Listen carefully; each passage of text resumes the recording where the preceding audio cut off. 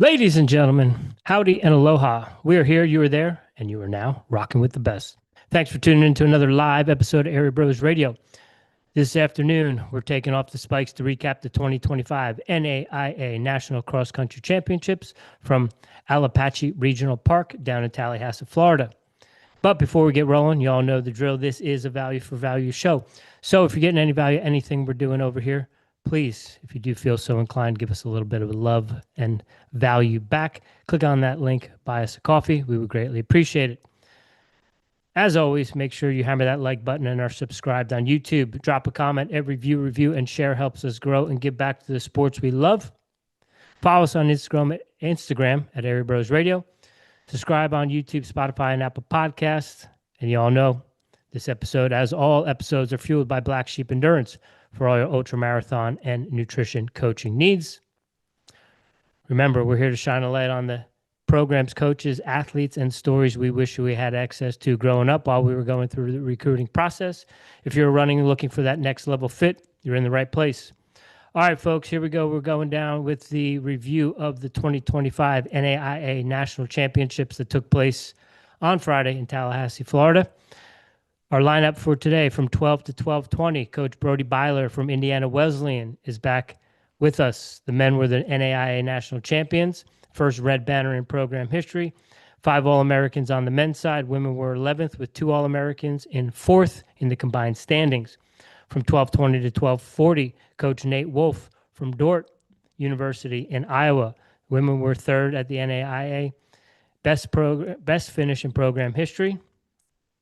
3 All-Americans and a 1 through 5 split of 37 seconds. Y'all know we love that 1 through 5 split over here at Airey Bros.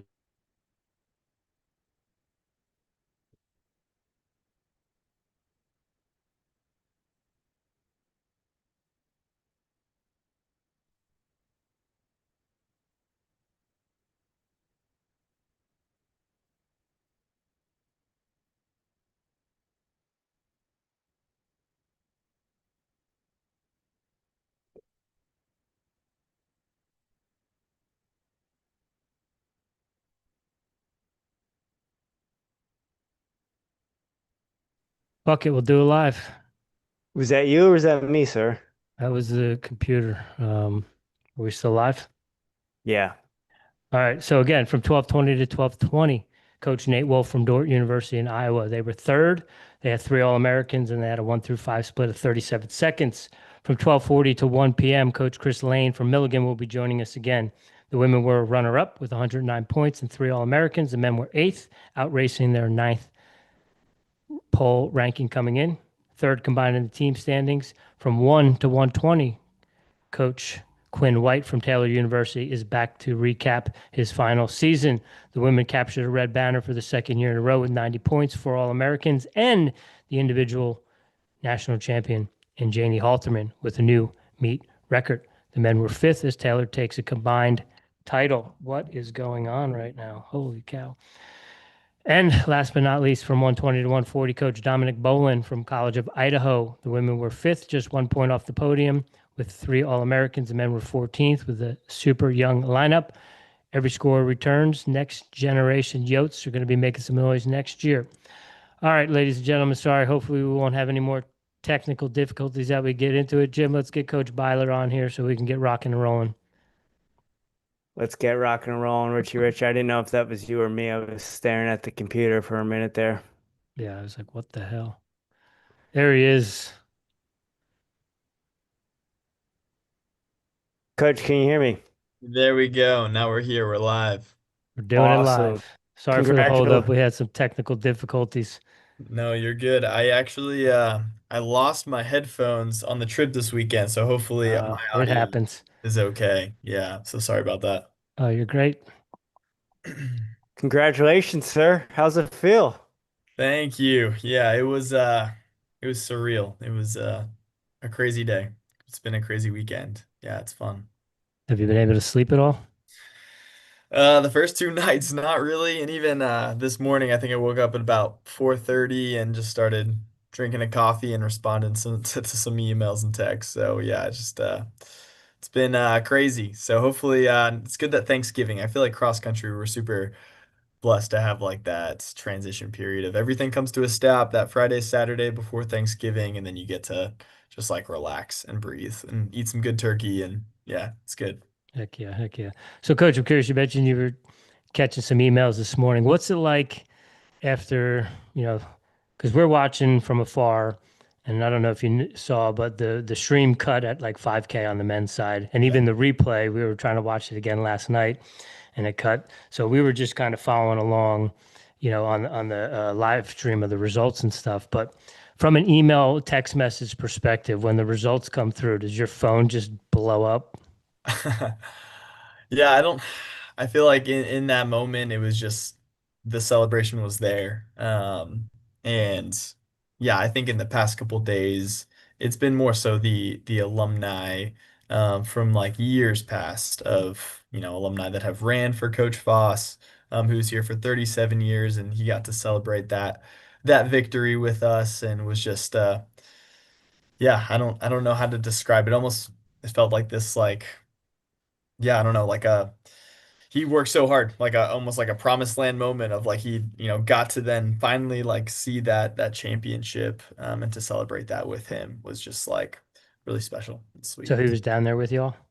Yeah, he came down, stayed the night. We do coach's dessert the night before, so I had a nice ice cream with him the night before, and him and Coach Smith as well, both coached together for almost 40 years, and they came so close. I think in the last 10 years we've been a top five team about six times, maybe seven times. I need to go back and do my math, but just so close. Second place finishes, third place finishes, fourth place finishes, and to finally get it was really special. Coach, you talked about this being a special season and the guys setting their eyes on Christ and running free. How did that come into play on race day?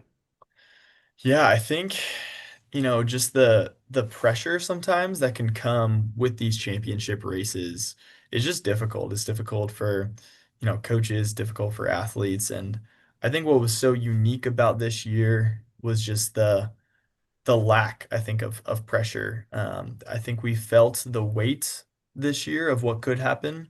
But when we towed the line on Friday, there was just a deep sense of confidence of who they are, as like a person, as a human, because of, the cross and because of, what we preach here. And I think because of that, it just allowed them, Hebrews 12, 1 through 3 is this banner that I have just back here. And so we talk about throwing off all that hinders and so easily entangles. And so throwing off anxiety, throwing off fear of failure. And I just felt like when the gun went off, like I just knew that they were going to run free. And to me, that was success. We had a Devo 2 nights before the race, and we talked about how do you measure success, and just challenging the athletes of, if the outcome of Friday isn't necessarily what we want, like, how do we know if this was a successful season or not? And I gave them an acronym of really three. I tried to make it like a CATS, like PER was the acronym, but P is preparation. And so how did they prepare? How did they prepare with training, with months, weeks, even years leading up to this moment? Preparing the head, preparing the heart, preparing the legs to race. The E was execution. If you can run 6,000 meters for the ladies, 8,000 meters for the women, with all your heart focusing on, a word or a phrase. We talked about, Jesus calling Peter to walk on water. And when Peter started walking on water, Jesus had come. He did it initially, but it was as soon as he took his eyes off of Jesus and onto the storm, onto what was around him, that he actually started to drown.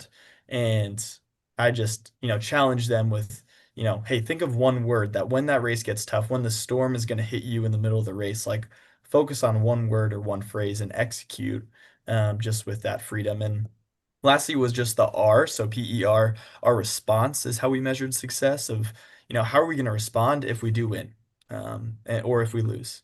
And just to see, I think, the joy, but also just in the last couple of days, just the humility to recognize that this is bigger than us. This is bigger than just one race, one season. This is 40 years of alumni praying for this, athletes, you know, sacrificing their time, family members sacrificing their resources for this to come true just feels surreal. So yeah, preparation, execution, response, that's how we measured success. And it's just been a joy to know that regardless of the outcome aside, it's been a successful season and just really thankful for that. When did you know the outcome was going to be the outcome? Oh man, I think at 6.5K, I saw them and I knew we were taking the lead at 7K. And when I saw them when they passed me, I looked at them and I said, "We're gonna do it." And after every runner that passed me, you could just see their eyes light up in just this belief of like, wow, like we're gonna do it. And 450 to go. There's this 500-meter uphill, 500-meter downhill, and every single runner that passed with Iwu, I said, we need one more. Like, give me just one more athlete that you can just close that line. And they all, I think, got one or two more. And I think, when I started to see our first two runners just have this new breath in their lungs of we're gonna do it and we just need one more. Yeah, as soon as they crossed the line, I was hugging coaches. Coach Foss was right there with me, and we just got to embrace each other and both just weeping tears of joy and just some family members. And so, yeah, just immediately I think we did it. So. Is that, are you just eyeballing that? Or do you have your phone up and you're checking the live results too? Or is it just by the eyeball? Yeah, that prime time timing is spot on. That Yeah. timing system's great. And so it's K by K splits. And so I knew that, yeah, 6K, I think we were second, and then 7K we took the lead. So Excellent. And who's is Co- that someone Sorry, Rich. is that someone affiliated with the team that's doing all the video work and the celebration and you getting home and everything? yeah, they do a phenomenal job. Our IWU marketing department, and then yeah, Diego Flores is his name, and he's like a professional. It's good work. So Yeah, yeah, we it's love great. it. We love it. You- Coach, what was that initial response? Yeah, just after we crossed the line, that's what you're saying, and we knew, is that the Yeah. yeah. Yeah. I think Am I just a lot breaking of up, Rich? yeah, you're slow. All just a right. lot of just emotion. Yeah, I can still hear you, Jimmy. Just a lot of emotion. I think the guys just started really just weeping. Just a lot of just overwhelming sense of emotion of this is, yeah, bigger than us. This is bigger than this race, and their hard work paid off, and yeah, just a lot of emotion. What was the prayer soon after? I know Flow Track caught you. They got you an interview and you kind of pointed to the team and they were embraced in prayer. Was that pretty fairly after everyone came through? Yeah, it was at the awards, and man, it's really cool. The Masters, was seated number one, and we were seated second going in, and I'm just like in awe of their like humility, but also just in their yeah, just like they knew that they ran their best race and they can be proud of that and celebrate that and give God the glory of that result, regardless of the result. And so they just like circled our team. I don't know who initiated it, but it was, I think, mainly Masters and IWU. I didn't get to see if other teams got to join into that, but just like giving God the glory of, wow, like this is a gift. And regardless of outcome, like we got to worship today. And that's something that needs to be celebrated. And that was just like, yeah, just very cool to see that from another team, especially when, it's a nail biter. You worked your whole life for moments like this, and, they kept their eyes fixed and ran free as well. And just really thankful for the NAIA, and, we get to do things like that. Yeah. Coach, I'm curious from a coaching perspective as a coach myself, we have back-to-back races and championship races. We're grateful that we have both programs that get to go to the meet, but sometimes it's like you're running around for the ladies. Um, and obviously you have assistant coaches and stuff that you can kind of delegate and stuff, but how do you balance all that and feel like you're giving the same amount of energy, care, and love Mm. to both programs while there's just all this going on at the same time? Yeah. Yeah, no, that's a great question, Rich. That was something I was literally talking to Coach Foss about right before the men's race of um, just the piece of, the girls ran great. Like we did better than our ranking. We had two All-Americans. We finished 11th overall. Our preseason, or yeah, our preseason, I think ranking was 13. Right before the meet, we were 13. So we did better than what, we were supposed to do. Um, I think a perfect day, we could have been around, seventh or eighth place. Maybe even a little ahead of that. Just we had one runner that had just a hard day. Um, but yeah, I was trying not to fixate on that and have the memory of a goldfish is what I've heard so much, and there was so much to celebrate in the girls' race too. That one, you know, hard performance doesn't define what is success, and if anything it's like they did better than the ranking, and overall got to celebrate our fourth place finish and combined team score, and so that was something really sweet for them to celebrate in the midst of the guys celebrating our first national title. And um, but yeah, the memory of a goldfish of like, hey, I've got to put off all to the side. I think sometimes there's this tendency from one way race to another, um, of like, oh wow, like one team did really well, and so using that as an encouragement for another team. And I've done that before, but I just feel like the more I have like separated the two, from a performance standpoint, like in that moment, I think it has allowed me to focus more on like not everything all together all at once, but just separately, like, all right, the girls just raced. Let's put that in a little compartment in my mind. Like, let's think about the things that went well, didn't go well later. And then, for the guys, it's like, all right, this is starting fresh. Memory of a goldfish, 7 seconds. So yeah, wake up. Love it. Rich, can you hear me? Yeah, you're good now. You're clear. All right.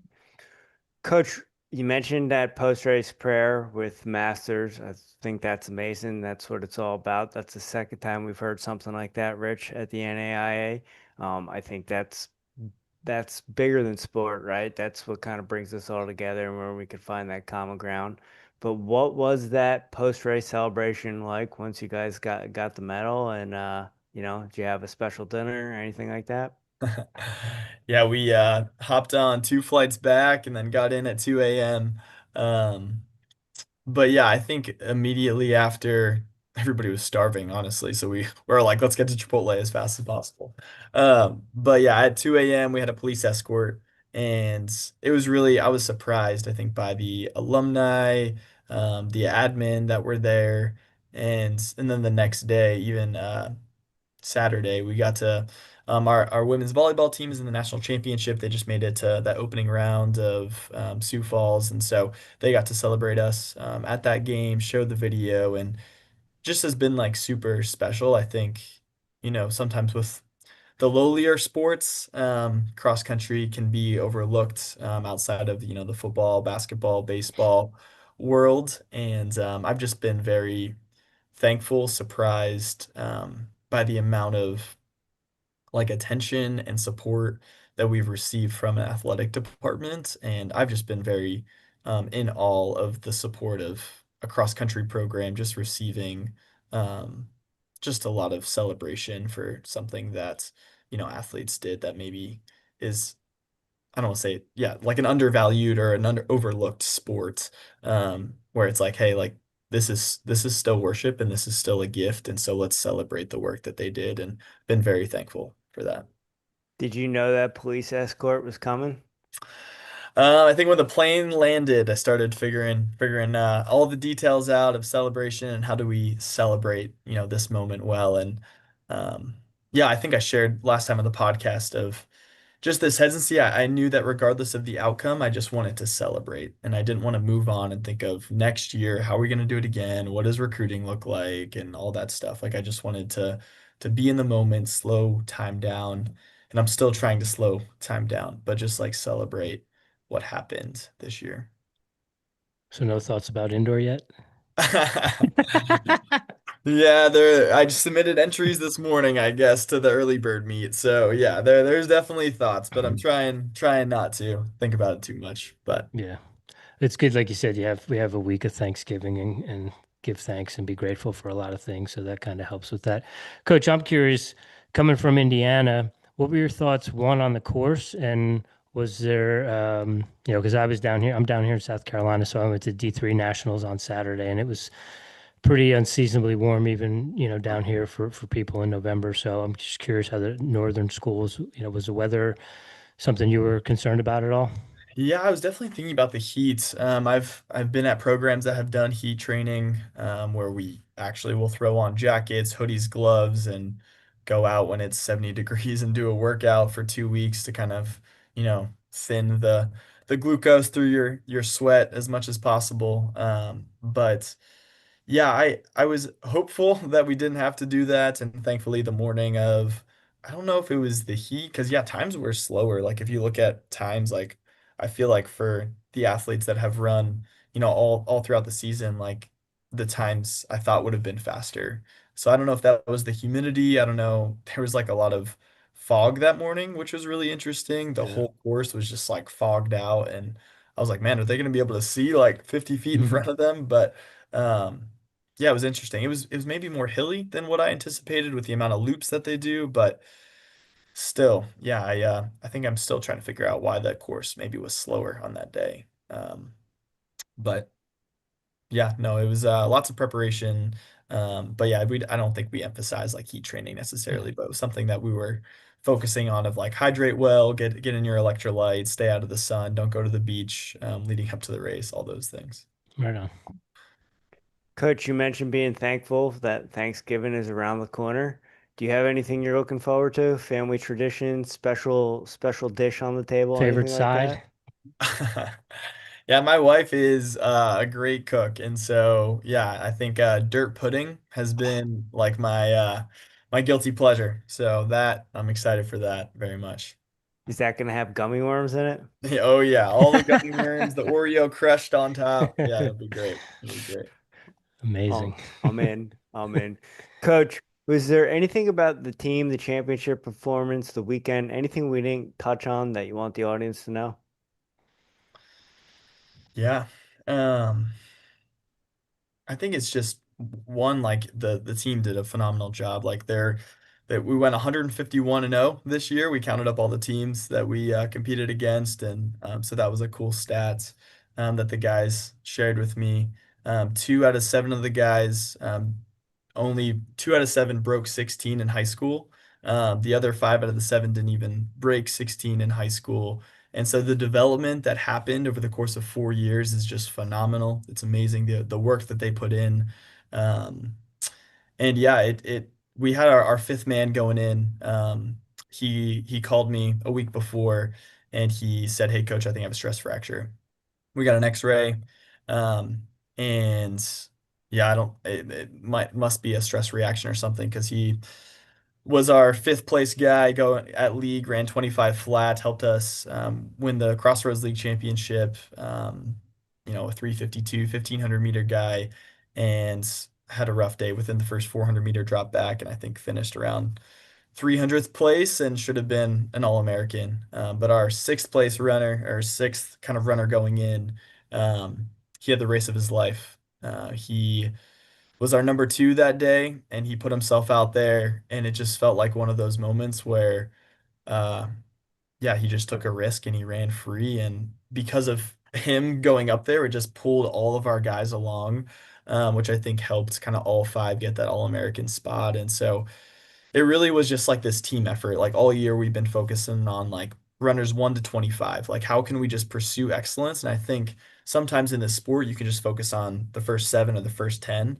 And I feel like this year, what we did really, really well was we just loved everybody regardless of time. Like the result on the clock does not change the worship that we get to do.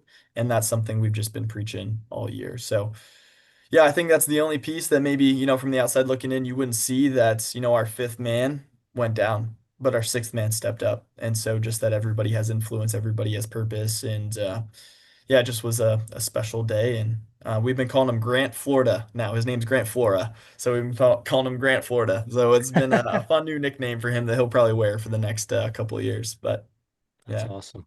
That's awesome. Coach, thanks for sharing that with us. That's why we do this podcast. Those stories you don't hear about, and people need to know things like that. That's amazing. You could write a movie about that. So thank you so much for sharing, and thanks for coming on again. Man, it's been awesome following you and the team since we last spoke. Heck of a season, sir. Have a great Thanksgiving. Yes. Thank you. Y'all too. Thank you guys for Thanks, having me on. Coach. Yep. See you guys. See you in indoor. All right, ladies and gentlemen, Coach Nate Wolf from Dordt University is joining us next. The defenders were ranked 7th coming in, and they walked away with the 3rd in the nation for the program best podium finish. They had 3 women All-Americans. Coach Wolf. Coach Wolf, we could see you, sir, but your mic is not on. How's that? Perfect. Awesome. Awesome. Thanks, guys. How you doing, sir? Very good. Very good. Recovering from a long week. So, first of all, thanks for joining us. How was that long week? That was a great week. Our travel went well, which is, the thing you're always hoping. It's out of your control, so you're always hoping that goes well. And then you just got to get the start line, right? So, it was a good week for us. So let's talk about it. Getting to the starting line. What were the expectations when you got to the line? And how were those emotions during the race? Yeah, for our women, we knew kind of coming in that we were a little bit under the radar. We'd been ranked 6th and 7th, I think maybe 8th even at one point during the season, and really didn't budge from that spot, which was fine. I think we felt early in the year. We went to the GRIAC meet, took part of our team, ran well there. We kind of felt at that point like this could be a group that could be, a chance to get on the podium. And so I think going in, we had those expectations. It's a pretty young team, so at the same time, we tried to really put the expectation on just gaining experience and having an opportunity to just learn what that looks like, being at the national meet and competing with those teams that have been successful the last few years. And so, going in, that was kind of our expectation. We felt like we had a chance to be in the top 3, and it played out that way for us, fortunately. For me during the meet, we were, I think, in the live results, we were in first a couple places, so your heart's beating pretty hard going through that. But I think for the ladies, I was really pleased where they were going into race day and just through the whole week. They had a pleasant anxiety about them. They had a strong focus about it. It wasn't like they were overwhelmed in the moment. Again, being ranked 7 and feeling like you're going to have a really good chance to outperform that. I think they just didn't feel a lot of pressure. We tried not to put a lot of pressure on them as we got to the start line. Coach, what's the coaching like as you're going through the race? I'm sure you're probably checking the live results as we're doing and seeing it. And you said your heart's beating pretty hard. Are you letting them know those sorts of things? Or are you kind of just coaching them through the race and encouraging them to get to the finish line? Yeah, we told them, I think probably most of the women that are at that national meet are similar to the women that are on my team, but my group has a pretty strong drive to them. I don't have to provide a lot of that additional motivation. So they wanted feedback where they were, both collectively and individually. We felt like all 7, if they raced well, would have a chance to be in the top 40. We were, I don't remember kind of what that range was, but they were kind of in that range for much of the race. And so we really felt that way. And so we were giving them that feedback for sure as they went through, reminding them of kind of what our race plan was throughout some key places where we felt like it was important to stay engaged or re-engage, move through the field as we started to feel like it was starting to settle. I think we try to do some coaching throughout that. Some of them probably really hear that and are engaged with what the coaching piece is, and some of them probably hear us yelling and they're just feeding off of that encouragement and that excitement as well. Coach, I'm a high school coach down here in South Carolina, and I'm constantly talking to my athletes about that 1 through 5 split and how important that is, and that pack mentality can be successful without necessarily having that 1 or 2 low stick. You guys had a 37-second 1 through 5 split. Is that something you guys have been working on all season? For sure. I told them, I said, I think if we can run 26 seconds, we'll win.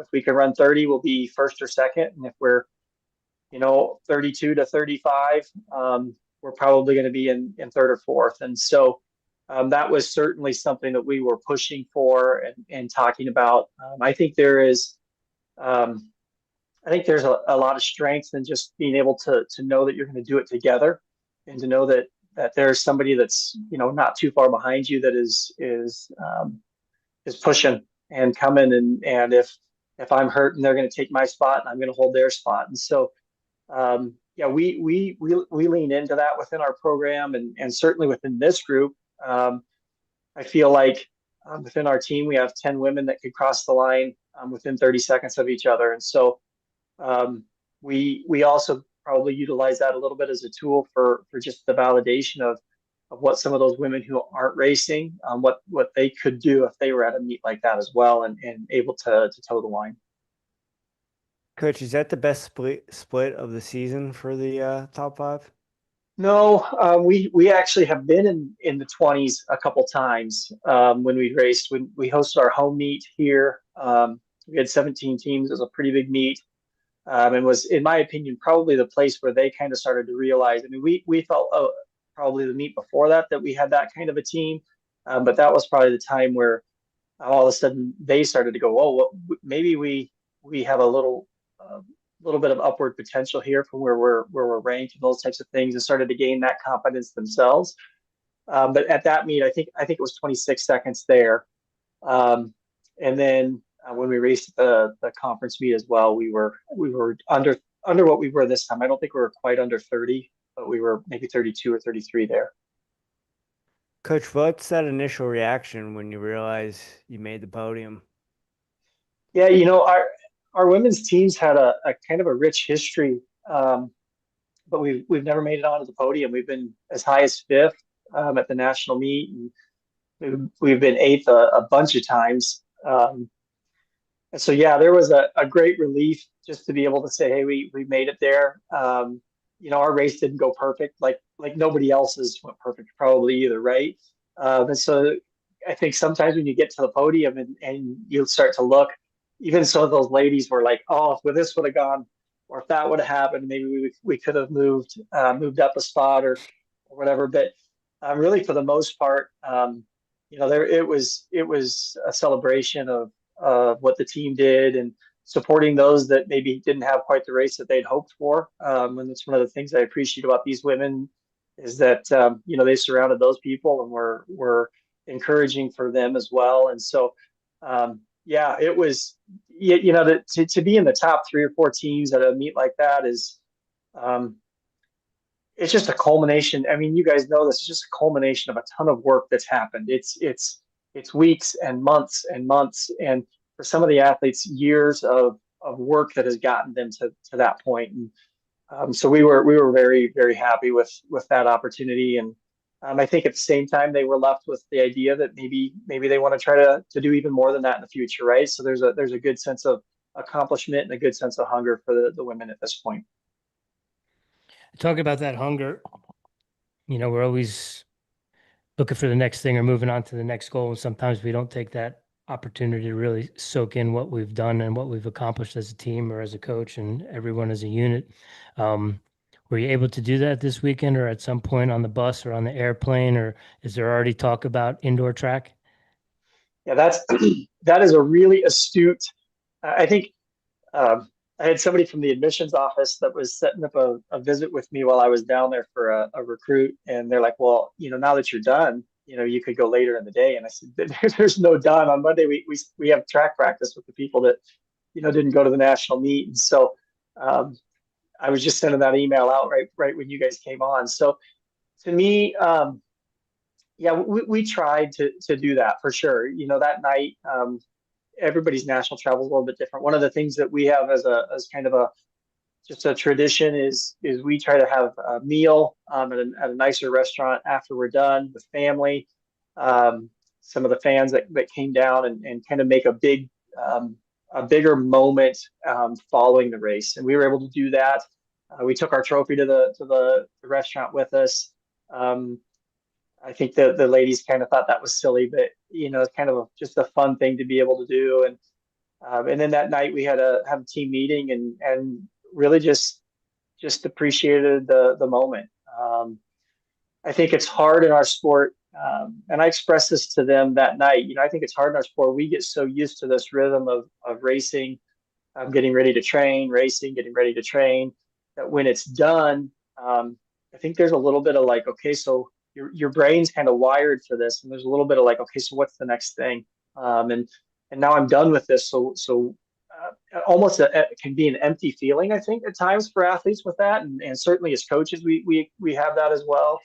And also it's just this long buildup for cross country that we really don't even have for track, Yeah.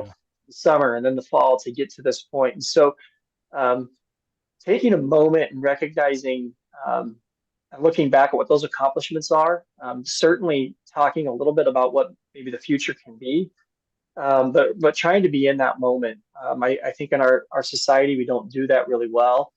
I certainly don't do that really well, and I think oftentimes need to be reminded of that. When we won, I'm on the same course on the men's side in 2022. I was trying to get the guys to hurry up and get up on the stage so we could get the awards, so we could keep things moving, right? And because they had to do the women's awards after ours that year, and I remember at that moment being like, wait a minute, I need to stop this. I need to take a breath, and I need to enjoy what this moment is with this group of guys. And I think that was a pretty pivotal time for me. Thinking about the end of the years and those years that have now followed that, including this year, being able to encourage them in that way too, if that makes sense. Yeah, absolutely. Did bringing the trophy to the restaurant that score you guys some free desserts or anything? It did not. I Oh, really kind of man. thought that it would. The waitress was really impressed. She kind of loved on the ladies, but no, we did not get anything Ah, extra. dang.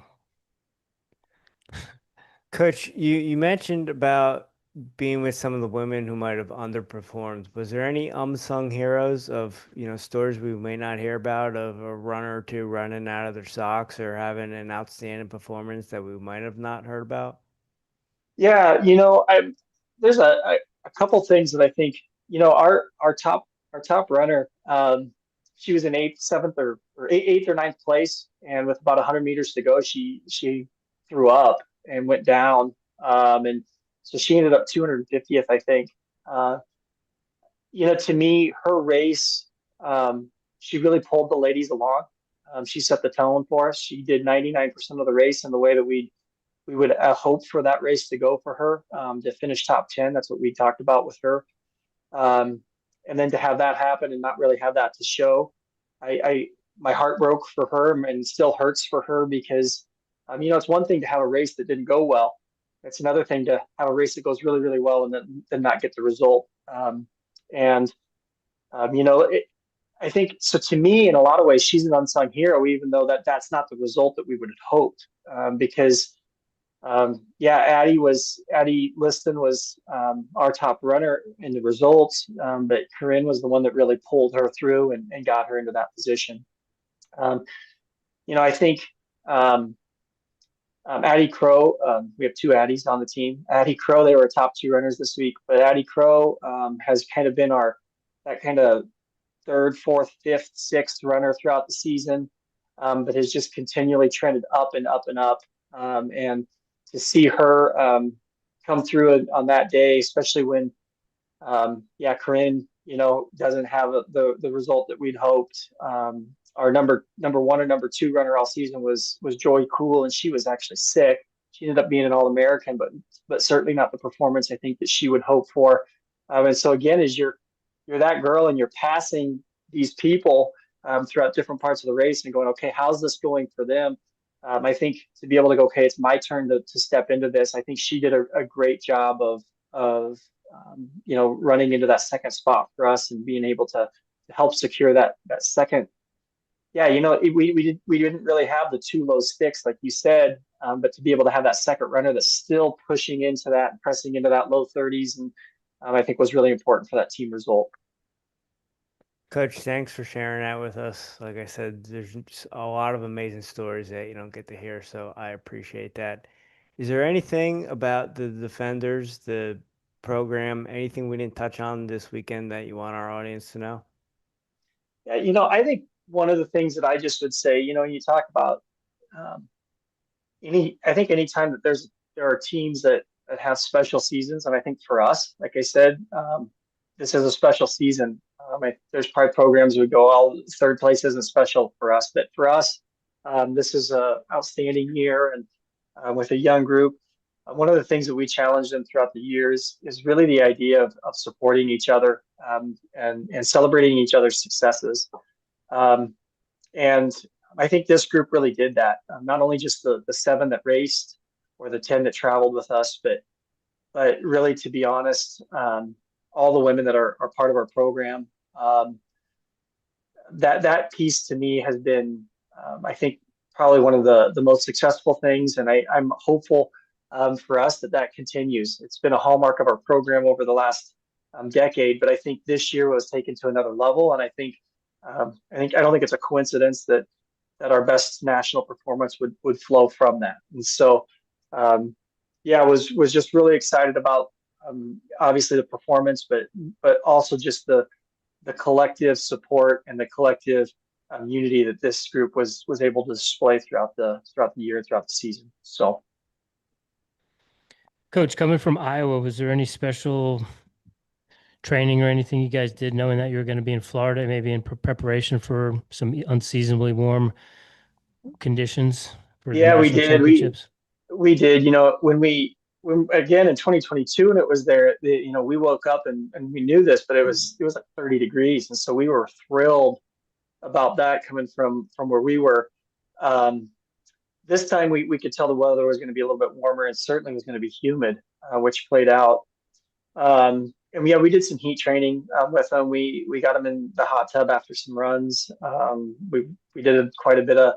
We had some nice weather that week. We had a 70-degree day, but we asked them to wear light long sleeve shirts on those days. Some of the days that were cooler, we asked them to wear hats. And on days that they probably wouldn't normally, certainly cooler than what we raced in, but days that they probably wouldn't normally do those types of things for us. And so we tried to prepare them for some of that through that. It's there's no real replacement for the real thing.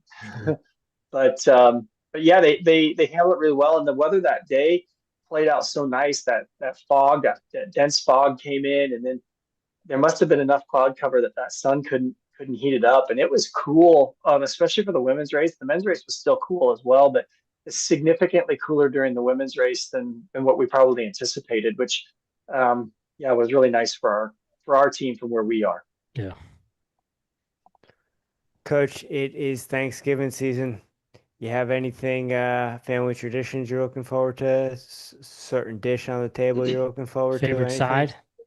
Yeah, well, so my mother-in-law makes this turkey. They shred this turkey and then they put it in this gravy, and it is not dry. And I eat enough of that to go comatose. Sure.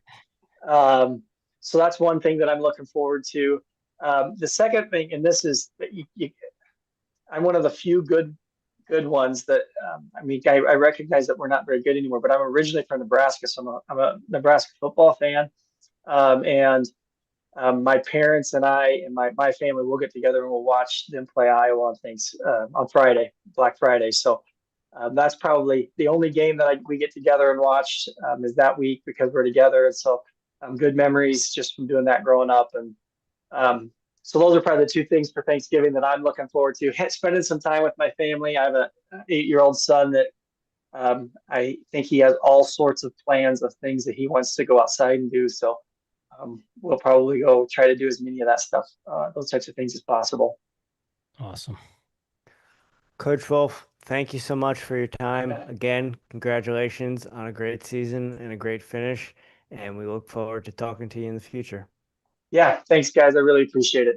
Take care. Coach, have a great Thanksgiving. Appreciate you. Thank you. All right, ladies and gentlemen, that's Coach Nate Wolf from Dordt University. Joining us now is Coach Chris Lane. He's back. The Milligan Buffaloes were second on the ladies' side.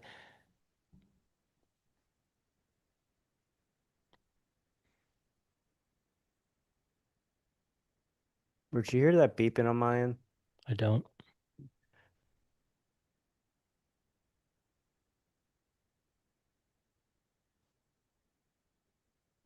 Coach Lane, how we doing, sir? We can see you, but we can't hear you.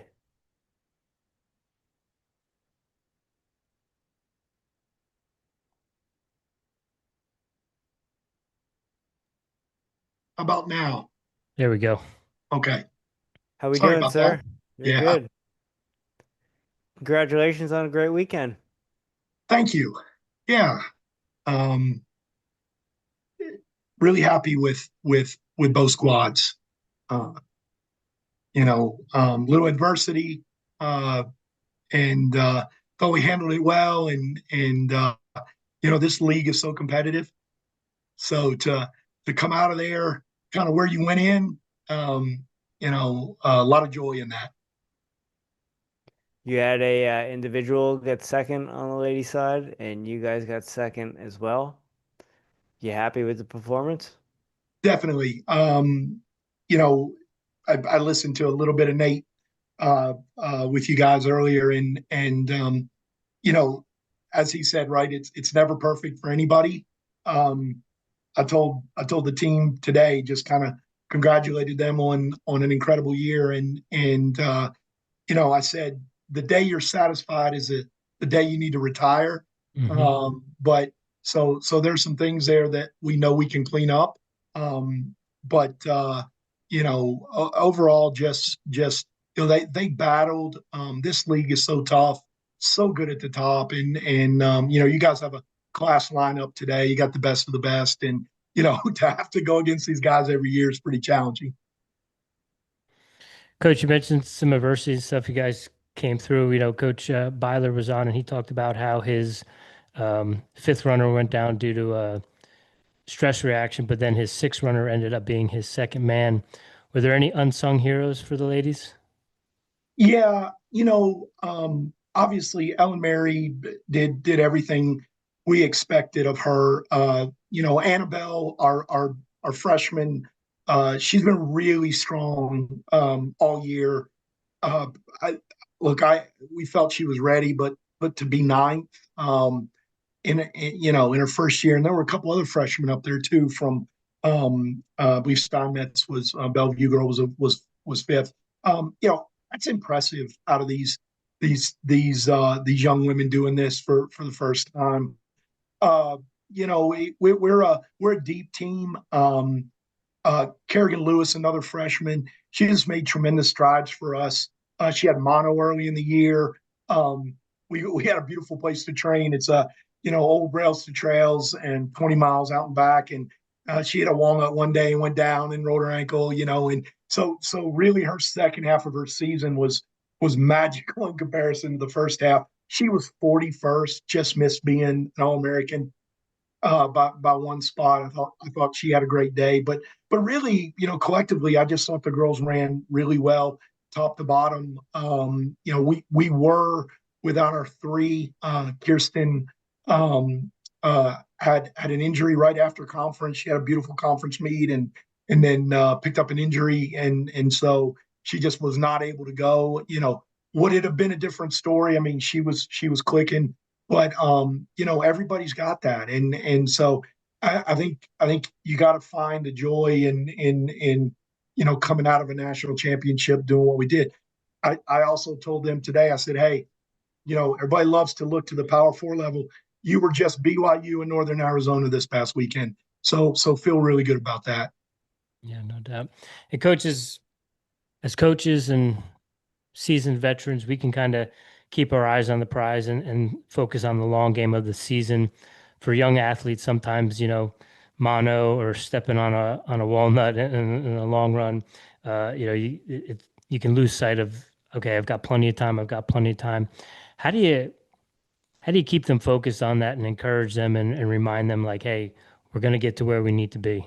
Yeah, and I'm sure, again, everybody deals with this, at this level, because you've got kids that want to be the best version of themselves every single day. We're in a results driven sport where if you don't PR or you don't run as fast as you did the week before, it looks a little different than you want it to look. And so, that's really just what we try to do. A lot of times when we come off of races like this, I'll look at ratios and compare ratios of times from where we ran earlier in the year, so they can see, hey, team average ratio was 27 seconds, and I ran 22 seconds in comparison in ratio to the last meet.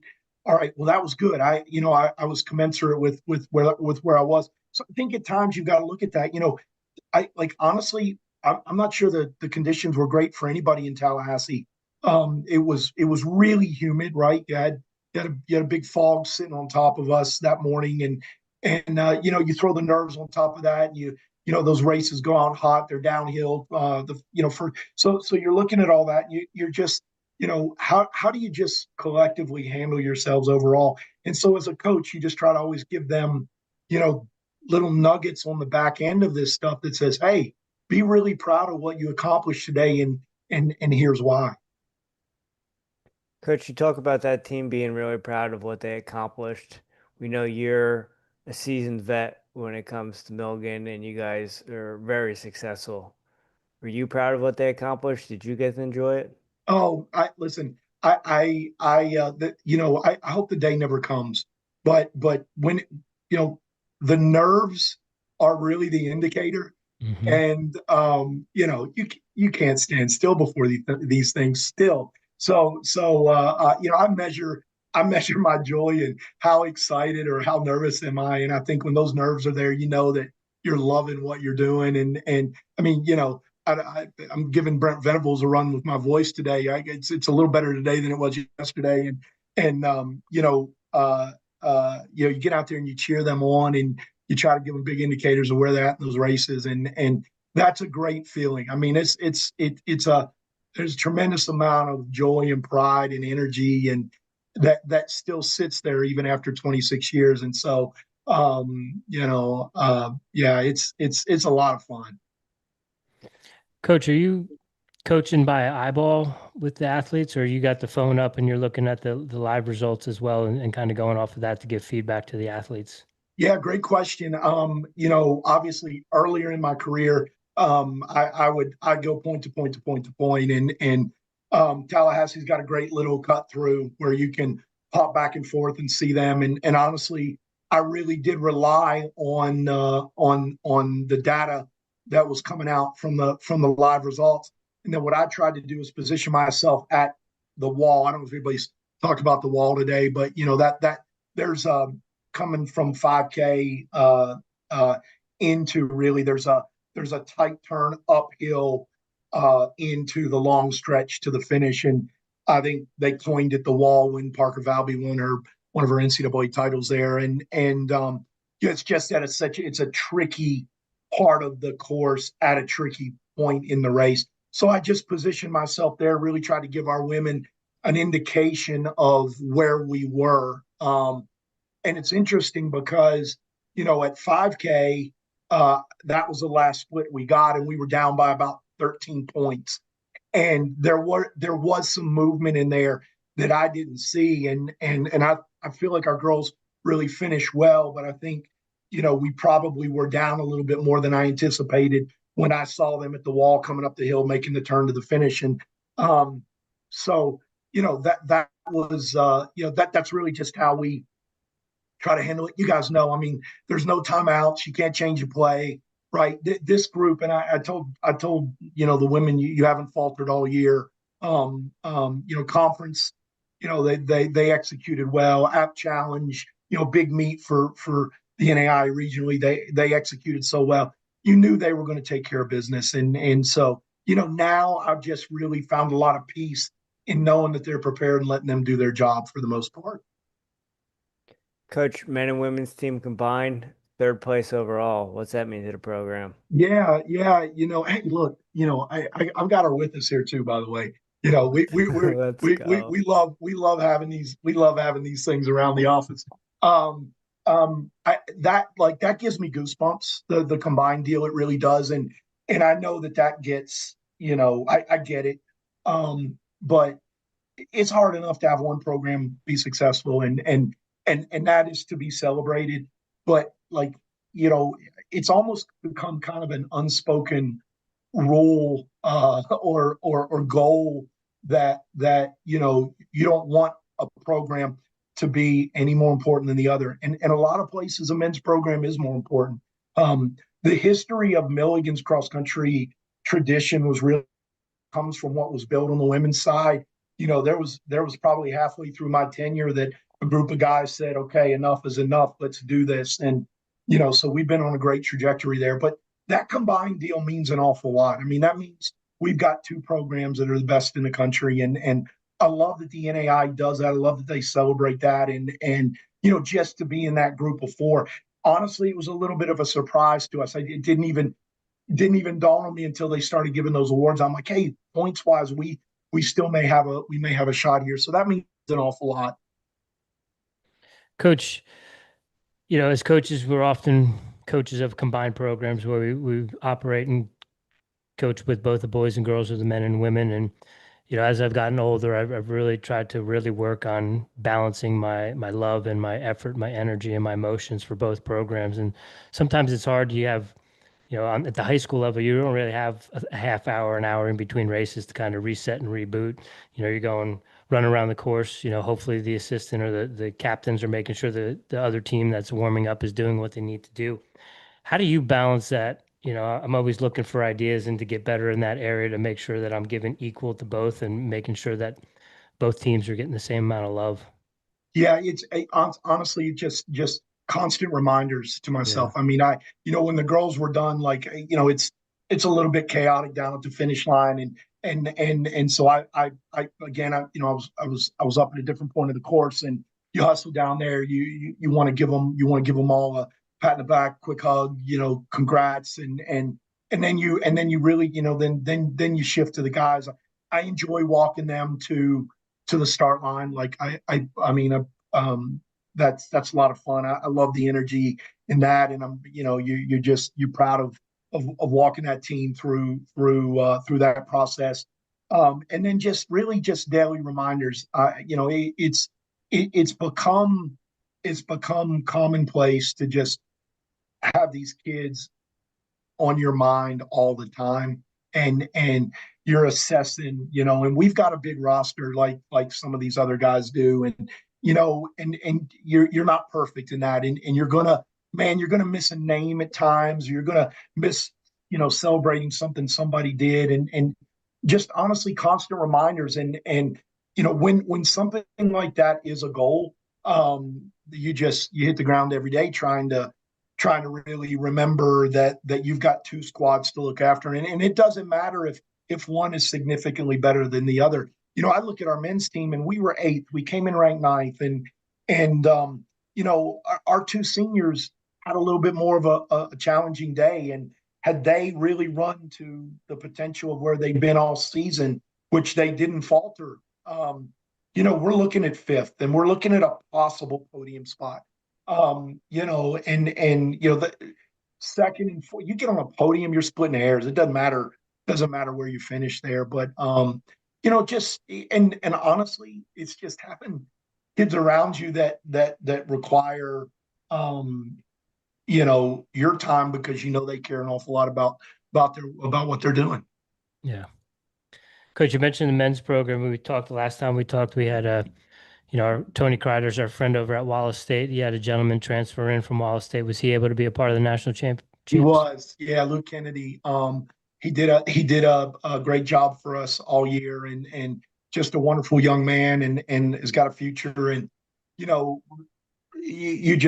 kind of go back to your previous question, and he and I got to walk out of the hotel together to get on the charter bus to come home, and we just talked a little bit about his season and how he felt. He's making an adjustment to an entirely different system and environment, and I think we do a good job of closing that gap, but it's not always perfect. And we got to talk about what his goals were for indoors, and he wants to step down and be able to run a mile and run an 8 and kind of spin his wheels and see where he is there. That's something that he hasn't gotten to do a lot of, and so really, really proud of Luke. I mean, it was a no-brainer that he was going to be on this team this year.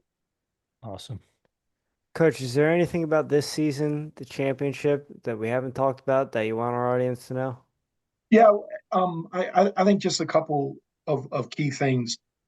First of all, I absolutely love our group of coaches. I from afar, Quinn and I have gotten to be buddies. A lot of admiration for one another, and I'm really, really happy and proud of him, and happy that he was able to go out the way that he did. We wanted to win. Nate wanted to win. Everybody wanted to win that race, but we just got a lot of really, really good coaches in this league, and that's apparent, and proud to be a part of that. And think about this. We got to run at Gans Creek last year before the NCAA championships were there. So these kids are getting experience, and now they get to experience Tallahassee again before the World Cross Country Championships show up. And then we get to go to Vancouver, which has held the U.S. Championships, and just going to Vancouver, Washington for some of our kids from Tennessee. That's a whole different experience. So really proud of the NAIA and what they've done in this. That was the first. Both of these last couple of championships have just been first class events. So really proud of the NAIA and really proud of our coaches. Thank you for sharing that, because I don't think that's something I put together. But yeah, NCAA Division I was at the same place you guys were at last year, and the World Cross Country Championship. So yeah, that is a point that the fans need to know. Coach, one last thing I have for you. Is there anything, Thanksgiving coming up, any sides, any dishes you're looking forward to on the table, any traditions you're looking forward to?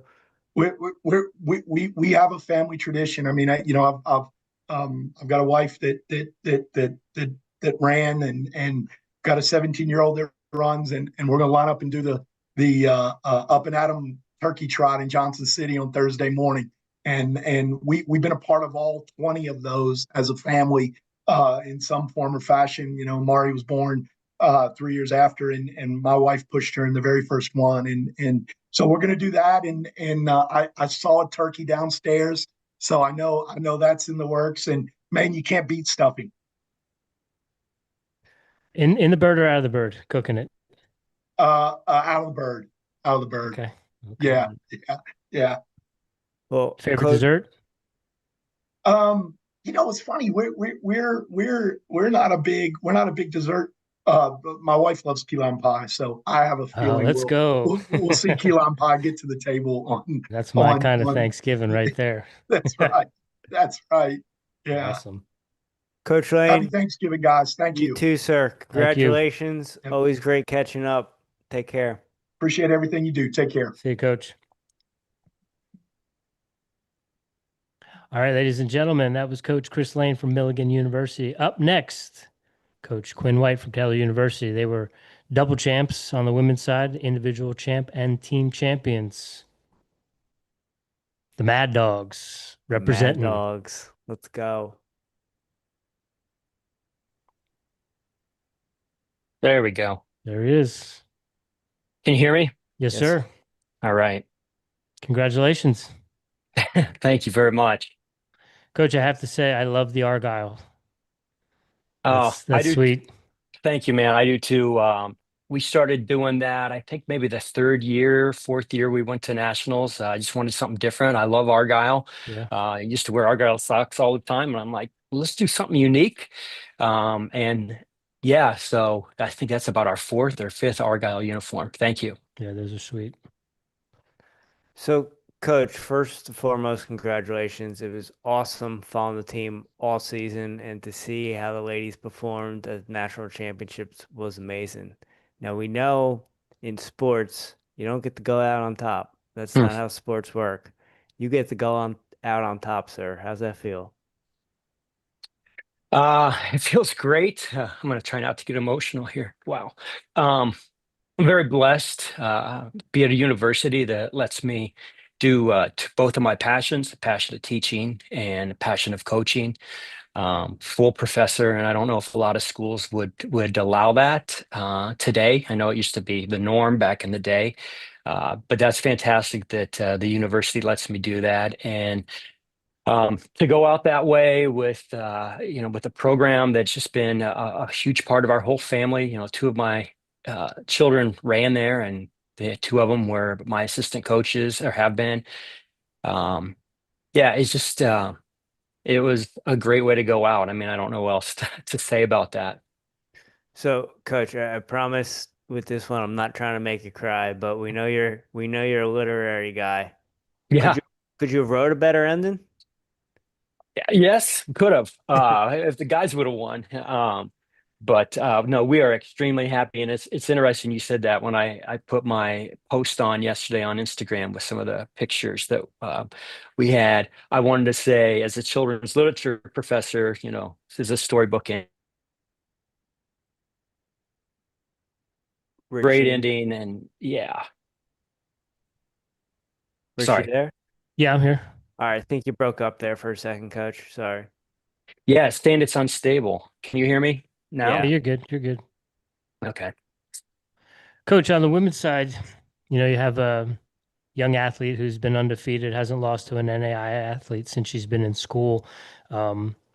She's going to do what she's going to do. Do you have to do much coaching, or are you just worried on 2 through 5?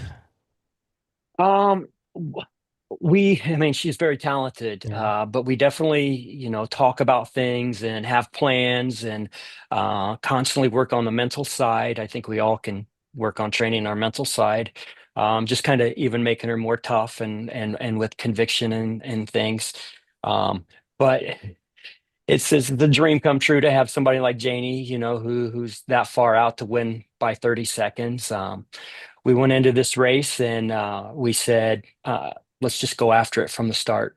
A lot of races we kind of have her hold back and maybe help the team a little bit. But this one, we felt pretty good about where we were. We knew we'd have battle with several other teams, but I said, Janie, it's time we let you loose and let's see what you can do. So that was a lot of fun, and she can pretty much handle it on her own from right there. Yeah. Coming from Indiana, was there any special preparations knowing that you're going to be going back to Tallahassee in November? Prepare maybe for the heat or any of those conditions? No, I listened to what Coach Wolf said, and we didn't do any of that. We actually, our biggest way to prep for it was to go down and actually see Yeah. it. Wasn't super concerned about weather because I knew whatever happened was going to be the same for everybody. We were prepared for humidity, and if the dew point was high, because last time we were down there, it was pretty brutal. And we would have been excited if it would have been as brutal as that. And if it would have been like 3 years ago, when it was 50s or 40s or what I think it was 40s, we would have been excited with that. We were just going to take what we had and roll with it. The thing that we trained most for, I shouldn't say really most for, but was just kind of they call it the wall. It's not really, in my opinion, it's not that steep or that long, but it's something that can mess with your mind and when you go up and you're pretty tired. So we would do certain hill repeats, and then we'd end our last hill repeat with a 400-meter downhill because the last 400 meters are that way. So we did that probably 5 or 6 times this year. Was that trip early in the season, was that pretty beneficial? It's extremely beneficial because several of the seniors, I think 3 of the senior guys had run it when they were freshmen, and only one of the girls had been on that course.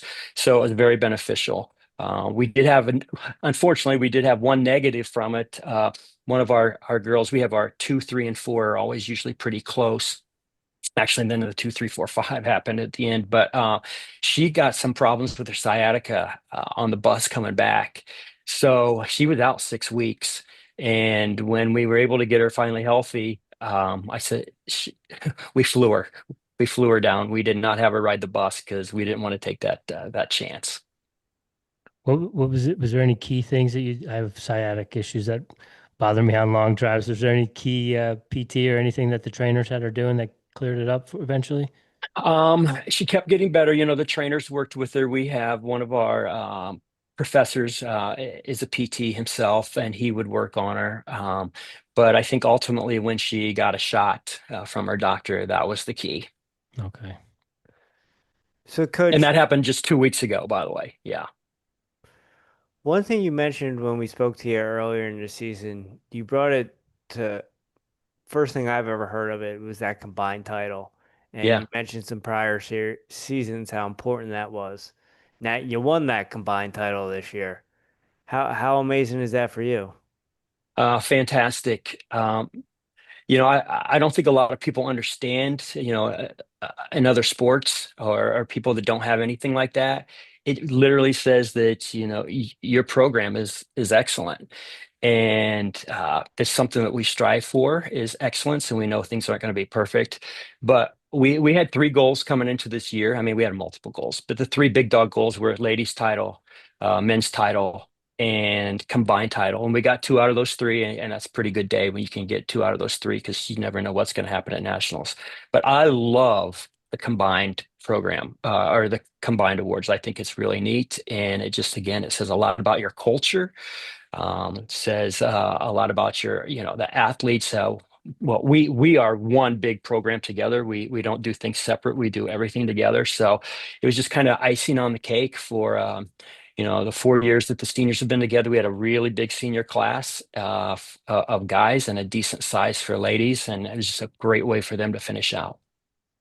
Coach, is that a simple two-step math problem average that they do to get the combined title and Simple. programs? It should be simple. It's add up the girls' score and add up the guys' score. Okay. But when you're all flustered at the end of the meet, you're not sure what's happening. I couldn't do the math. So I'm asking my assistants, and they're kind of freaking out too. I don't know. Did we get it? Did we get it?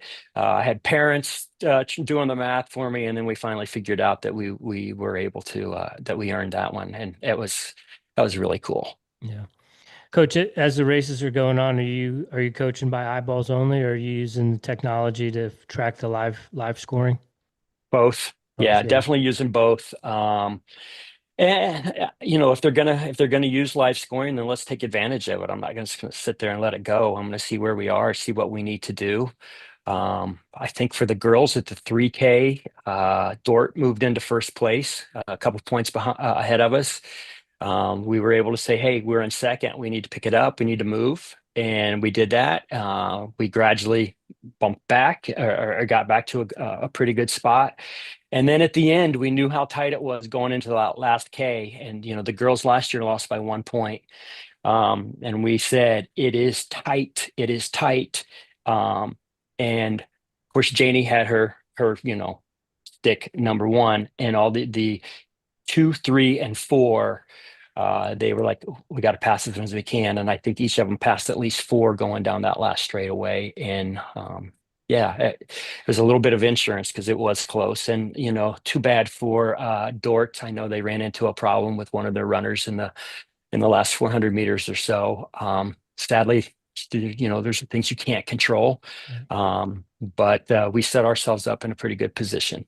Yeah. Coach, I'm curious, as a coach myself, coaching high school teams, we don't necessarily get the time in between, one race to the next. Sometimes the girls run and the boys run back to back. How do you shift gears? How do you make sure you're giving the same amount of love and attention to both programs when there's so much going on and races are so close together sometimes? Yeah, that's a great question. And, I think it comes back to how we treat them every day. Yeah. We one of our philosophies is we want the number one runner and the last runner on the team to feel like they are valued, and that we are giving them all similar energy. We're not perfect with it, but it's something that we're very intentional. So when we do that every day, it's not quite as hard during a meet time. I have outstanding assistants, and my son and one of my other assistants, they were with the guys, making sure that the warm-up was good, making sure they got to the line, so I didn't even have to think about that. And then when I was able to get to the line, just be present with them and move forward. Coach, you mentioned the ladies' race being super tight to that 1K. What were the emotions like for you during that race? The mixed excitement and like, oh man, we're so close. If you don't win, you got to just make sure that you still have joy with whatever happens here. The kids want it so badly, and you want it for them. And as a coach, you want it as well. Let's be real. But you want to do all you can to help them get it, and that's why we're coaching, right? We're trying to make them better and help them be the best that they can be. So yeah, it's just a variety of emotions. I actually, when I saw Dordt take the lead, and I just started thinking, okay, if we don't win this, again, just be calm, give them hugs. It's going to be okay. Life's going to go on. But it was, they responded, and they responded well. And I really did not have a clue that we won until we saw the scoring at the very end. Coach, talking about Dordt, we spoke to Coach Wolf. They were, I believe, ranked 7th coming in. Were they on your radar? You there, Jim? I'm here, Rich. Okay. I think he froze again. Hopefully he'll come back here. Mulligan got second, correct? They did. Milligan. Milligan.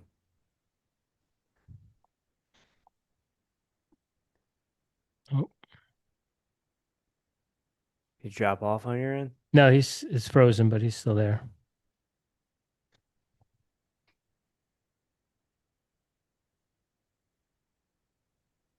And we're back. All right, man. I had to.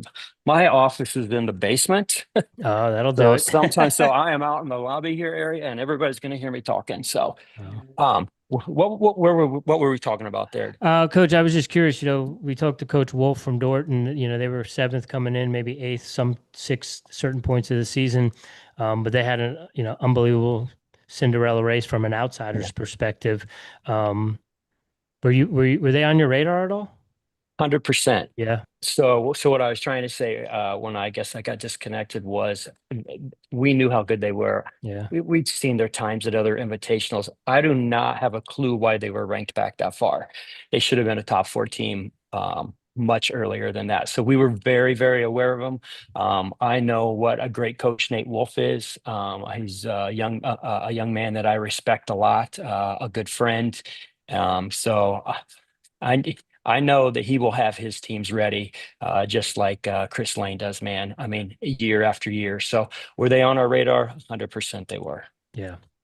Coach Lane was talking about, how the NAI has done a great job in terms of, last year you guys got to run at Gans Creek. NCAs were there this year. This year you're running in Tallahassee. Worlds are there. Next year you're going to be in Vancouver. From a coaching seat, how did the NAI? What was the NAI experience like? How was the course, the atmosphere, the logistics? Yeah. Can you hear the extra noise right now, by the way? You're No. good. Okay, excellent. It was outstanding. I really feel like these from the first time we went to Florida and then Gans Creek and back, it felt big time. You felt like, it was important. It was really important, and we're not just pulling. Who wants to put a bid in and see what we can get? We were on top-notch courses, and I love that.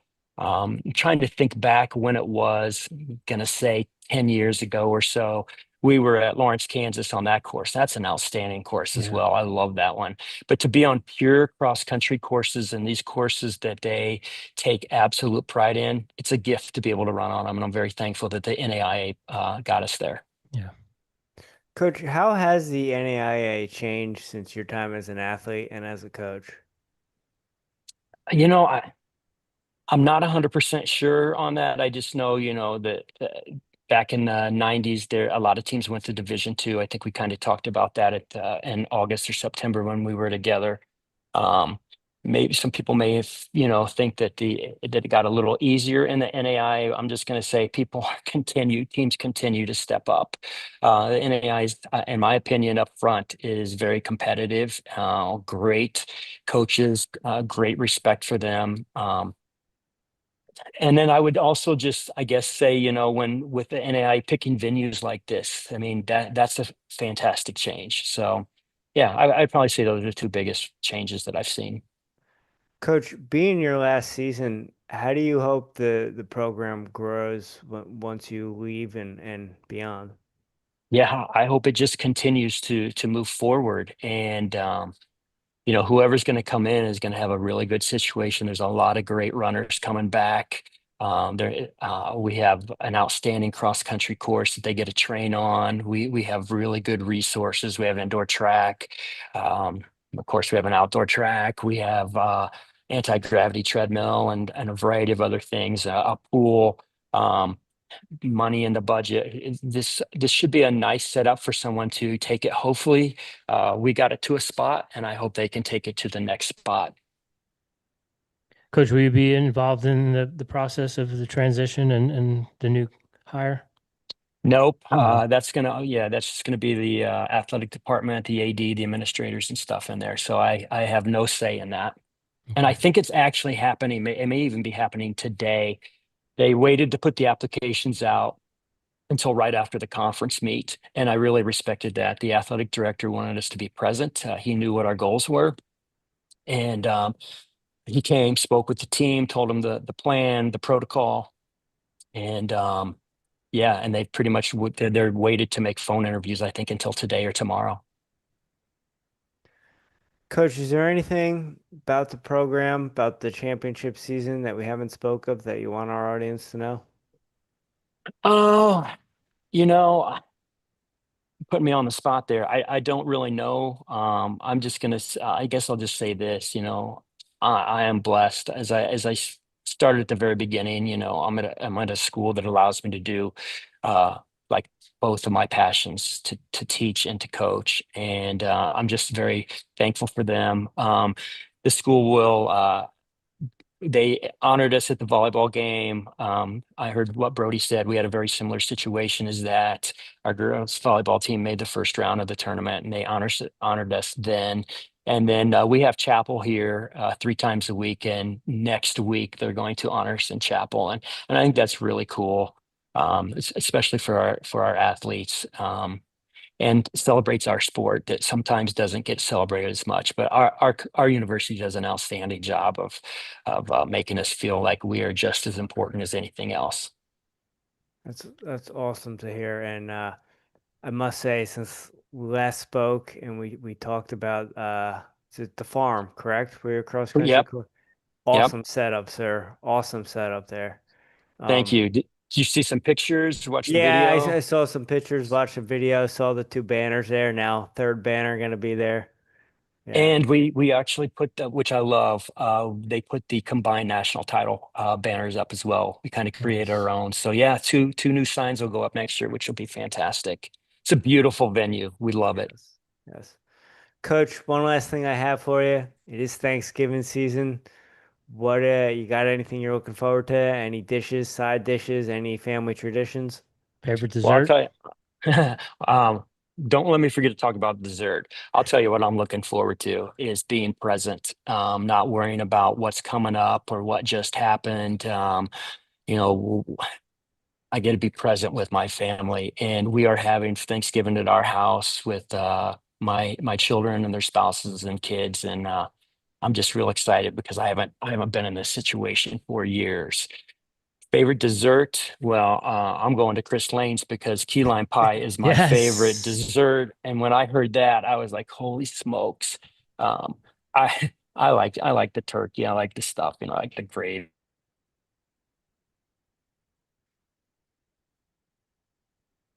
I'm here. We got key lime pie. Yeah, Love it. man. That's right up your alley. That's number one for me. Numero uno. You know, I'm a lemon meringue guy. Yeah. Shout out to Aunt Joyce. Down in Florida, down in Key West, they dip it in chocolate. Key Okay, lime can you pie. hear me now? Yes, Yes, sir. sir. Man, I am sorry. This No, is you're fine. ridiculous. Key So lime pie, Coach. That's yeah. my favorite dessert as well. So I Oh, love it. excellent, excellent. Well, I'm sure that you probably know how to make a great one. And Jimmy, you're down in Florida, right? I Yeah. am, yeah. So that's really where the key lime pie is, man. So Well, I yeah, was just saying that in Key West they do slices and then they dip them in chocolate. So you get a key lime pie on a stick. I've had that. I Have love you? it. Yeah, Yes, yeah. it's amazing. Well, coach, congratulations on a great career as a coach. Congratulations on your national championship. It's been great getting to know you, and best luck with everything you got going on in the future, and have a great Thanksgiving. Thank you, you guys. I just again want to tell you how much I appreciate how you celebrate the sport, and I know you do this with wrestling. I think it's outstanding. You do a great job. So thank you, and a happy Thanksgiving to you guys as well. Thank you, Coach. We appreciate you. Have fun with the family. Enjoy your All right, presents. all right. Take care. All right, ladies and gentlemen, that's Coach Quinn White from Taylor University, double champs, women's individual, women's team. Now we have Dominic Boland joining us from the College of Idaho. Guys, how's it going? Good, coach. How are you? Great. Thanks for having me on. I appreciate Coach, you're a little broken up on our end. Maybe it's those earbuds. Can you hear me still? Barely.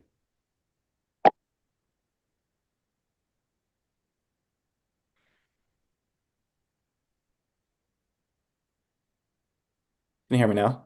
Yes, we Yes, can. perfect. Better. Okay. Sorry about that. No worries. That was my bad, Coach. Earbuds are hit or miss on the show, but Oh, sorry. so sorry about that. But thanks for joining us today. We Yeah, greatly absolutely. appreciate it. How Yeah. you doing? How you doing? How was your trip back from Tallahassee? It was good. It was a little eventful. We flew out of Orlando and one of our gals got her wallet stolen. So we Oh, were like going through and yeah, I'm pretty on top of like, let's make sure we're there 2 hours ahead of time if we have any issues. And her and I used every minute of that 2 hours to make our flight leaving there. But that was the only thing that was kind of the hiccup. But out of our control, nothing we could really do about it. So, but made it back, yeah, safe and sound. So no complaints. so Coach, how was Tallahassee? What are your thoughts now that we're a couple days removed? How did everything go for the Yotes?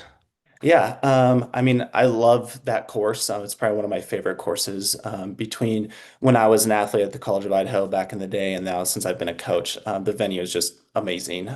Just it gives these kids this big race feel. I tell them about, when they announce the national championship teams, there's fireworks going off. They didn't believe me, and then when that happened, they were like, "Oh my gosh!" So just love that part of NAIA does a great job of hosting that there. It's a great course. Was really, really pleased with our gals. Obviously, definitely bummed missing a trophy by 1 point. So that's always a bummer. We all were kind of joking afterwards, like, wish we missed it by 15 points or 20 Right. points. Just the 1 point is kind of brutal. But we just kind of the theme for this year. I mean, we had 50% of our cross country roster is brand new to us. So I brought in it was 13 freshmen and 4 transfers.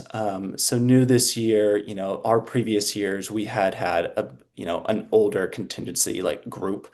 And then obviously having some of those fifth years, like especially on our men's side last year. So knew there would be some challenges in that regard, but just really, really proud of how the kids executed throughout the entire course of the year. Obviously, we had some really good performances, especially on the women's side, and some that were, hoping to be a little bit better, but definitely gained some valuable experience, which is the big thing. And just looking at putting things in perspective, our even with we had 5 of our 7 were brand new at the national meet. We were 2 spots better than we were last year on the women's side, and so that I was very, very happy with. And so we've got a good young crew that we can definitely build towards the future in. And then the guys side is the exact same thing. We returned 2 guys from our team from last year. And so very, very young again on that side. And kind of finished right around where I thought coming into the year where I thought we could be. I thought we were kind of a 12 to 15 team. And, if we raced well, could be in the top 10. And so again, had some solid days, had some that were just all right, but again, gained some really valuable experience at the national meet that we're looking to build from and hopefully, you know, improve upon in the future. I want to definitely get into that stuff, but coming from Idaho, did you guys do any special preparations for the nationals in Tallahassee? I know Coach Wolf was talking about maybe doing some heat training. Did you guys do anything like that, knowing that I'm assuming in Idaho is a little bit chillier than typically November weather in Florida?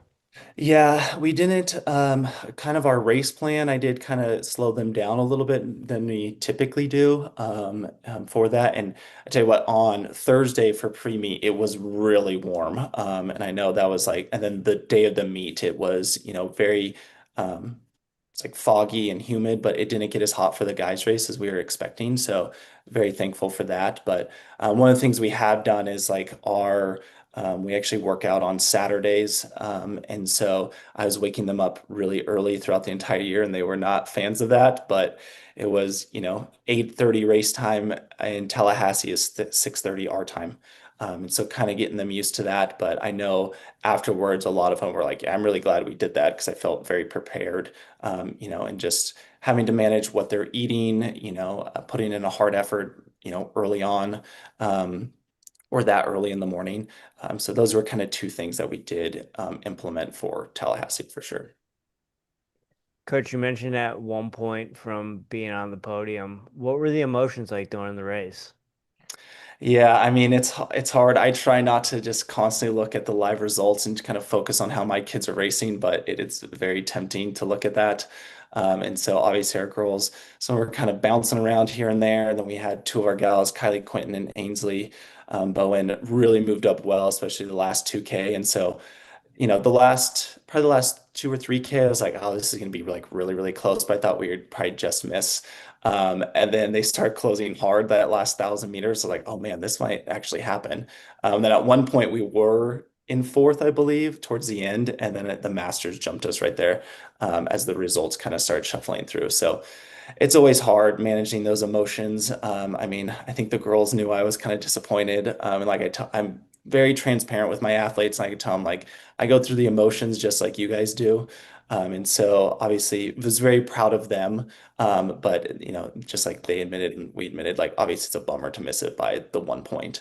But that's what's so cool about our race, or our sport is it's so black and white. It is like the gun goes off and you just try to beat as many people to the finish line as possible. And there's the team part of it where it's like, some of our gals were like, they're kind of bummed because they didn't have a good day, but any one of our girls could have picked up one more extra spot potentially. And so it's a whole team effort as we're doing it. And so, you win as a team and you lose as a team. But yeah, going through those emotions is always it's always hard for sure, especially, go through it, last year on the guy side where the 1,000 meters left were, down and then it flips and it goes our way that year. That's just kind of how life is. Sometimes you can put your best foot forward and you don't get the result you're looking for. But again, just very proud of how they performed and handled everything, especially for such a young group. You talk about this year being a rebuilding year. Was there any athletes, both men's and women's side, that really took that leadership role that kind of surprised you?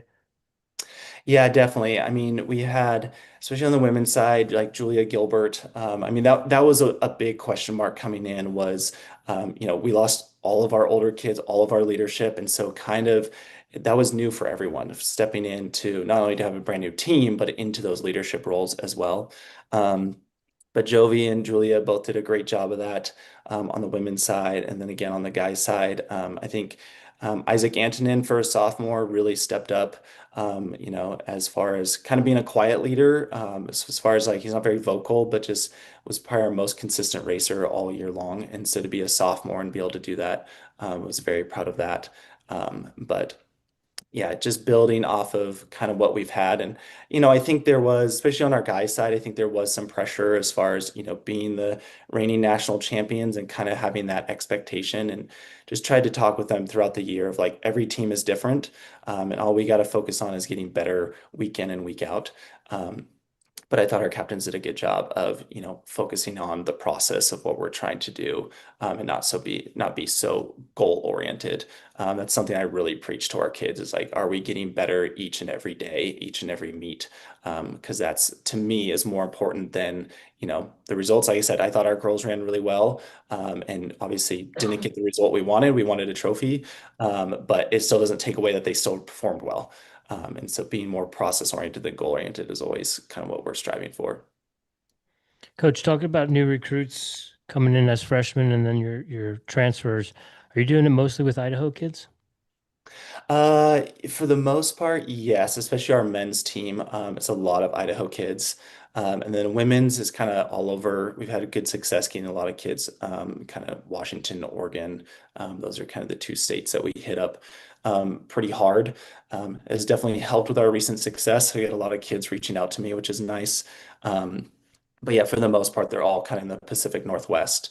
And then have a good relationship with a lot of the junior colleges in our area. So like Roslyn she was 36, so it was a massive addition for us, getting her out of Southern Idaho, College of Southern Idaho, JC. That's just 2 hours from us. So I always run into Janae, their head coach over there. Her and I are always running into each other on the recruiting trail, and so I mean, I think their guys team is probably 90% of guys I've was talking to as well. So kind of go there, and if we can get them to come back over to us after their 2 years there, is has been nice. And so, but yeah, mostly Idaho kids for the most Okay. part, especially on the men's side, and then Pacific Northwest for the women.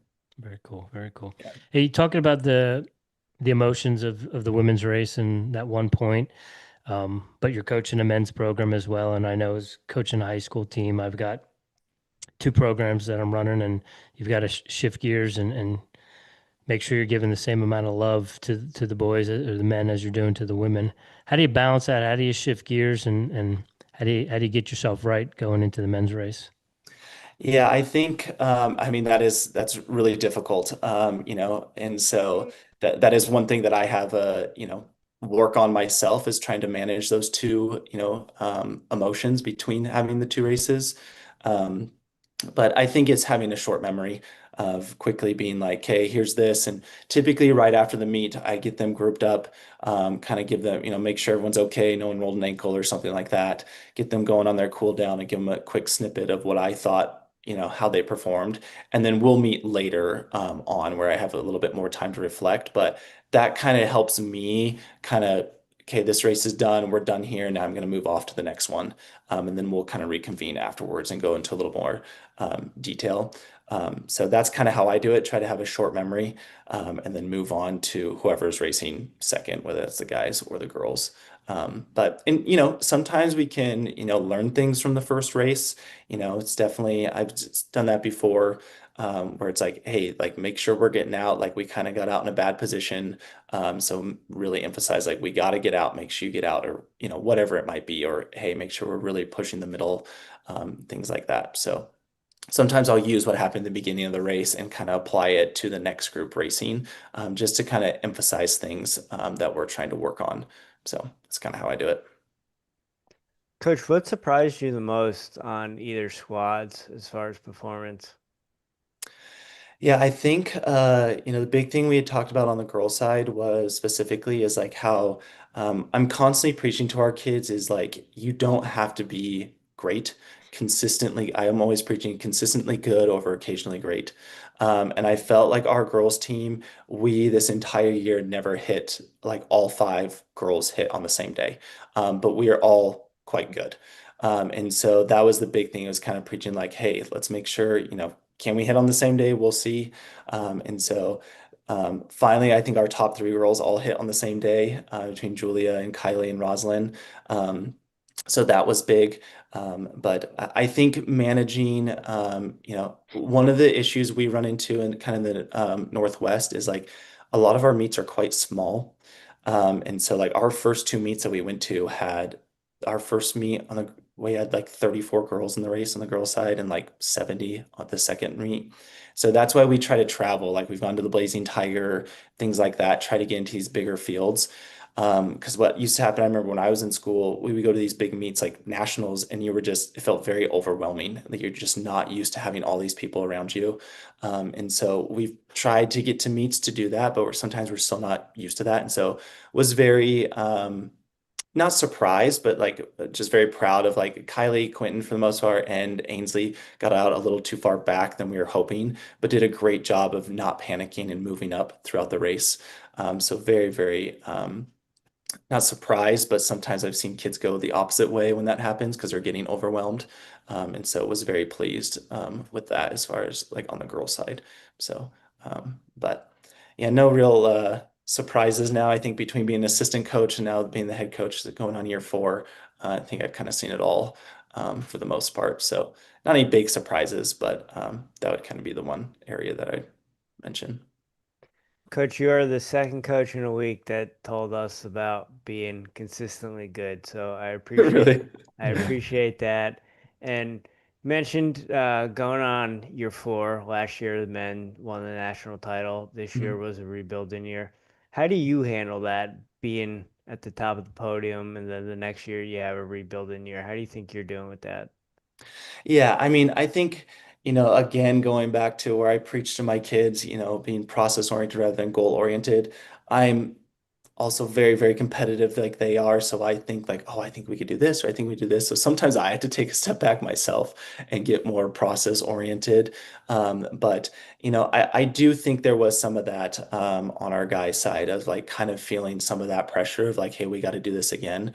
And one of the things we focused on with our guys last year was my first 2 years, we knew we had teams that could get trophies. Um, and I think the guys themselves overly focused on that. And so last year was kind of reeling them back in and like, let's be focused on, the first step is let's try to win conference. And then after that, then we'll focus on what national brings. And so again, being very process oriented as we went along. And I thought we did a good job of that on the guy side for our first couple meets. Then we ran at Willamette and our guys ran really, really well there. And then we really started battling those like kind of those expectations because we jumped way up in the rankings. We ran really fast. And so I think that was definitely a battle on our guys' side is trying to keep those reined in. And so with a young crew, that was kind of a hard on my end is trying to keep those expectations where we kind of wanted to be focused on the process, not thinking too far forward of nationals and where we could finish. But yeah, that's kind of, I don't know if that really answered your question, but Yeah. Talking about that process and looking forward and all that stuff, have you been able to kind of just enjoy the cross country season, or have you already started about thinking about indoor? well, it's a little bit of both. I always tell kids my job is to think forward and plan backwards, kind of. So I'm always thinking, obviously recruiting. I'm recruiting kids for next year, and kind of building around what we have now and new pieces we can bring in, and then getting ready for track and all of that. And so, but I always try to tell my kids to, especially in races, one of the big things I emphasize with them this past weekend is like be present where your feet are at. I think in racing, that's really important, not thinking too far forward. It's like, okay, what are you doing? Here's a gradual downhill. Let's attack this. Now we're going uphill rather than thinking too far forward as far as like, oh man, I still have 3K left of this. Like I'm kind of feeling it. And so sometimes again, I have to remind myself of that same exact thing and to kind of enjoy the moment, enjoy, the team I have. And so this cross country season just absolutely flew by. I ran with one of my gals yesterday. Her and I were both talking about that. Like it seems like it went by in a flash, and we're already looking at indoor stuff. So yeah, definitely kind of taking a break right now. This week, my wife and I we're out of town actually, and so I didn't see you guys' email until late. But yeah, trying to take some time off, but again, already. Planning for indoor and all of that. I think that's just the nature of our field and stuff like that. But being present and enjoying those moments is big, and it's like, I think about that of our last, our guys winning nationals last year and the girls before it. Those kids are only here if it's only a finite amount of time that they're here. It's 4 years. And so to try to enjoy them while they're here is also really important. Not only the teams, but the individuals that I have here as well is just it's crucial because then they move on and it's like, pretty quickly happened that they were gone. Like my sister last year was on our team. And so she was at a JC and then transferred. But yeah, that was just a quick 2 years and then she's gone. So trying to be present and enjoy their time and not think too far forward, even though I have to. So. Coach, I got to ask you a question because you just dropped something there. Rich is 11 years older than me. He's coached me a lot. How was it coaching your sister? It was actually very easy. Her and I have very similar personalities. So I'm one of 10 kids. I'm number five, and she was the baby. She's number 10. And so kind of coached her off and on. The interesting thing was I coached her in high school, and it drove me nuts. She was not competitive whatsoever. And I was just like, come on, like you could be really good. And then she kind of, as she got out, she wasn't even running at the JC. I was just training her because she enjoys running. And then she knew some girls on our team because she competed against them in high school. So she came to the College of Idaho and they was trying to convince her to come on the team. Then they finally convinced her to. But yeah, it wasn't very difficult whatsoever. And so we have very similar personalities. I'd say my younger brother right below me, if him and I were coach athlete, that probably would not have worked as well. But it's also probably because we're only 2 years apart. So there's that was where Sarah and I are 12 years apart. So All 10 siblings athletes? Yeah, for the most part. My one older sister didn't do a lot of athletics, but was very athletic. Just wasn't interested in the competitive side of things. So, but Sarah was the seventh of us 10 kids to graduate from the College of Idaho. So, Wow, that's yeah, awesome. yep, which is really Very cool. cool. Yeah. So I'm assuming you're Idaho born and bred. Yeah, so I guess I was born in California, but we moved to Idaho when I was 3. So, I mean, it's been Pretty much. almost 33 years now. So, yeah, Cool. yeah, absolutely. Coach, is there anything about this past championship, the College of Idaho team, that we haven't covered that you want our audience to know? I don't think so. No. I mean, I think definitely we're very process oriented, like I mentioned a million times. And so love to have a good time. I mean, I think that's the one thing, I tell a lot of parents and recruits when I'm talking to them, like I feel like my job is to prepare my kids for life after college. And the cool thing, you can learn so much out of athletics. This weekend is a prime example of that. Like I said, you can do there's a lot of things you do when you become an adult that you might do all the right things and it doesn't play out like you're hoping. And so it's a prime example of kind of both of our teams at the national meet. But it doesn't mean you stop and you give up. You just keep staying at it, keep staying consistent, and good things will happen. And so I think, that's one of the things I really, really preach. We love to have a good time, but I also, really help my kids work through life lessons to try to get them prepared for life after college the best I can. Coach, one last one I got for you. We're nostalgia guys over here. We love the holidays. You got anything, any traditions, Thanksgiving traditions, any meals you're looking forward to, any side dishes, desserts, anything like that? Yeah, well, so we typically, a lot of us will, my family, we do, well, my younger siblings that were into distance running, like we'll always do a turkey trot. Um, a lot of my brothers and sister-in-laws always make jokes like, don't ever marry into a family that does this for fun. Get up early on Thanksgiving We know and all do about that, Jim, don't we? Yeah, exactly. But it's kind of interesting. Just there's so many people in my family right now, so we actually do like Thanksgiving. We don't actually do it on Thanksgiving Day anymore, so we either do it before or after. Um, and so one of the weird traditions is we always like we typically have a normal Thanksgiving traditional Thanksgiving meal, but then one of the families always kind of rotate through. We'll buy pizza for all the like younger kids because they prefer the pizza and they love it. So I guess that's kind of a tradition that we do. But I will eat anything and everything. So yeah, nothing specifically. Love sweet potato like casserole. That's kind of my go-to for Yes, sure. let's go. Yeah, which is funny because when I was younger, I was like, I'm not eating that. That looks disgusting. Um, and now it's piled on my plate. Yeah, I've been there. Yeah, absolutely. Coach, are you taking home the family championship in that turkey trot?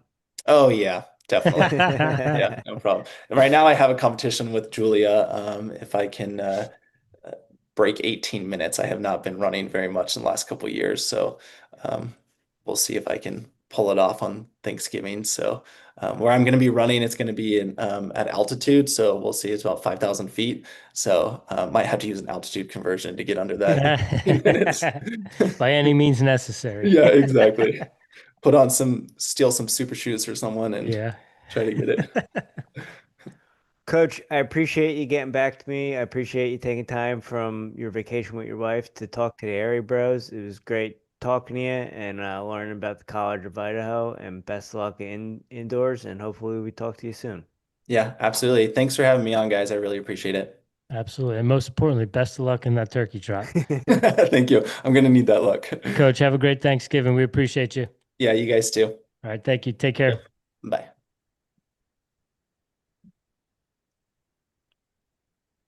All right, ladies and gentlemen, that is our NAIA Championship recap. We do appreciate all of the coaches that joined us this afternoon. It was great to catch up with some of our old friends, and it was great to make some new friends. We hope you enjoyed this episode of Airey Bros Radio. And let's not forget, this is a value for value show. So if you got any value out of anything we did here today, please click on that link. Give us a little bit of value back. You know, Jimmy and I love our coffee. We would love a fresh bag of Paper Street.